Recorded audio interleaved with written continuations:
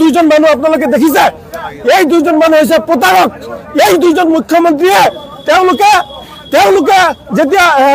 মুছলমান সকলো এই আইন কেতিয়াও বিৰোধ নকৰো বুলি কৈছিলে কিন্তু তেওঁলোকে নৰেন্দ্ৰ মোদীৰ ওচৰত হাৰ মানিলে মুছলমানৰ কলিজাৰ আঘাত দিছে এই দুই মুখ্যমন্ত্ৰীয়ে আৰু আমি এই দুই মুখ্যমন্ত্ৰী প্ৰতাৰক আখ্যা দিছো আমি কোনো কালেই তেওঁলোকক আমি নামানো আৰু মুছলমানৰ ওচৰত তেওঁলোকক আমি প্ৰৱেশ নিষিদ্ধ কৰিছো তেওঁলোকক বৰ্জন কৰিছো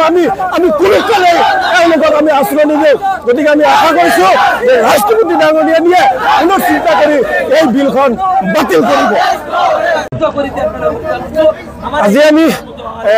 নেমসু আৰএমসি এবিএমসি মুসলিম ছাত্ৰ সন্থাকে আৰম্ভ কৰি বিভিন্ন দল সংগঠনে আজি আমি এটা প্ৰতিবাদ কৰিছো অৱস্থান ধৰ্মঘট কাৰ্যসূচী ৰূপায়ণ কৰি আজি আমি ভাৰতৰ মহামান্য ৰাষ্ট্ৰপতিলৈ যি ওকাফ আইন আছে এই ওকাফ আইন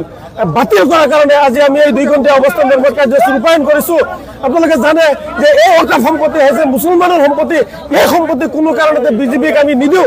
বিজেপি চৰকাৰক আমি আমাৰ সম্পত্তি আমি নিবলৈ আমি কেতিয়া নিদিও যাৰ কাৰণে আমি প্ৰতিবাদ কৰিছো আমি আপোনালোকে জানে যে ভাৰত স্বাধীন হোৱাৰ সময়ত ভাৰতবৰ্ষৰ যে মুছলমান আছে এই মুছলমানসকলৰ অৱদান উল্লেখনীয় এই হাজাৰ হাজাৰ মুফতি মৌলানা আলী মৌলানা লাখ লাখ মুছলমানসকলে শ্বহীদ হৈছে আৰু আমি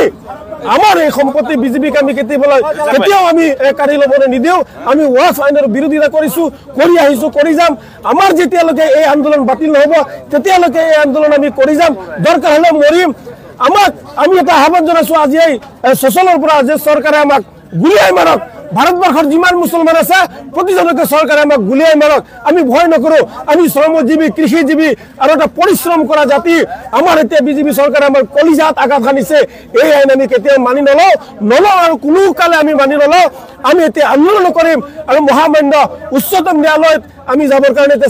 চিন্তা কৰিছো আমি উচ্চতম ন্যায়ালয়তে পিয়াল কৰিম বিভিন্নজনে ইতিমধ্যে গোচৰ তৰিছে গতিকে আমাৰ উচ্চতম ন্যায়ালয়ৰ ওপৰত বহুত ভৰসা আছে আৰু এই দুইজন মানুহ আপোনালোকে দেখিছে এই দুইজন মানুহ হৈছে প্ৰতাৰক এই দুইজন মুখ্যমন্ত্ৰীয়ে তেওঁলোকে যেতিয়া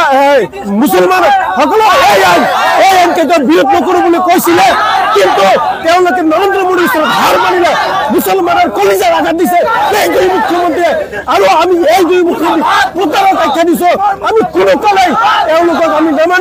নামানো আৰু মুছলমানৰ ওচৰত তেওঁলোকক আমি প্ৰৱেশ নিষিদ্ধ কৰিছো তেওঁলোকক বৰ্জন কৰিছো আমি কোনো কালেই তেওঁলোকক আমি আশ্ৰয় নিদিওঁ গতিকে আমি আশা কৰিছো যে ৰাষ্ট্ৰপতি ডাঙৰীয়ানীয়ে পুনৰ চিন্তা কৰি এই বিলখন বাতিল কৰিব